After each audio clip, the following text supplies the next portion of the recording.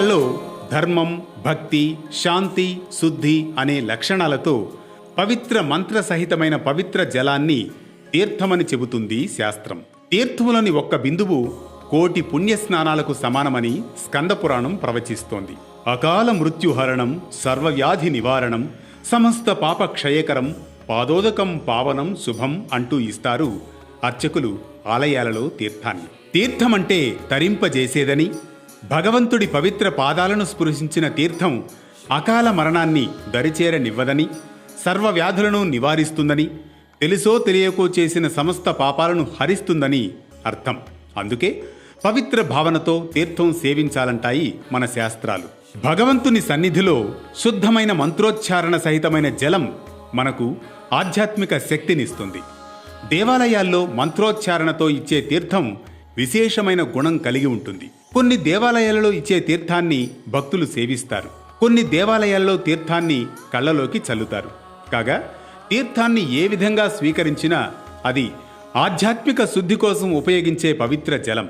దైవానుగ్రహంతో మంత్రశక్తితో కలిసినదే తీర్థం. పాప పరిహారానికి, శరీరం, మనస్సు శుద్ధికి ఉపకరించేదే తీర్థం. వేద సూక్తులు, మంత్రోచ్చారణలతో జలానికి జీవశక్తి లభించి అది తీర్థంగా మారుతుంది. దేవతా ప్రతిరూపాలపై, విగ్రహాలపై అభిషేకం చేసిన పానీయాలు, ద్రవ్యాలు, పాలు, నీరు, చందనం తరువాత భక్తులకు తీర్థంగా ప్రసాదించబడతాయి. ఉదాహరణకు శివలింగంపై అభిషేక జలం, తిరుమల శ్రీ వెంకటేశ్వర స్వామికి స్నపన జలం కూడా తీర్థంగా పరమ పవిత్రం.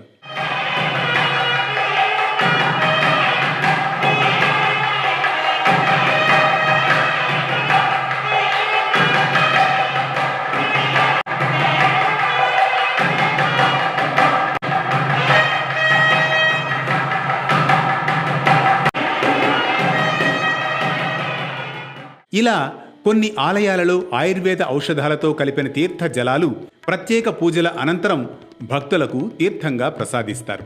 ఇవి శారీరక, మానసిక రుగ్మతలకు, శ్వాసకోశ వ్యాధులకు, జీర్ణ ప్రక్రియకు ఉపశమనంగా భావిస్తారు, స్వీకరిస్తారు భక్తులు. అందుకే ఆలయంలో తీర్థాన్ని స్వీకరించేటప్పుడు శాస్త్రోక్తంగా భక్తి శ్రద్ధలతో ఒక నిర్దిష్టమైన పద్ధతిలో తీసుకోవాలని పండితులు చెబుతారు. ఇది కేవలం ఆచారం కాదు, నైతికంగా, ఆధ్యాత్మికంగా మన మనస్సు శుద్ధి అయ్యేందుకు, భగవంతుని అనుగ్రహాన్ని సంపూర్ణంగా స్వీకరించేందుకు ఒక శుద్ధ మానసిక సంకల్పమే తీర్థ సేవనం.